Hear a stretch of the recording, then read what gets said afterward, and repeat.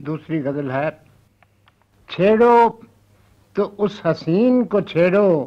جو یار ہو، ایسی خطا کرو جو ادب میں شمار ہو، کتنی حسین اداؤں سے کرتے ہو لوٹ مار، کافی پڑھے لکھے ہوئے مختار کار ہو، اس کے لیے طلوع سحر کا وجود کیا جس کی تمام عمر شب انتظار ہو، بیٹھی ہے تہمتوں میں وفا یوں گھری ہوئی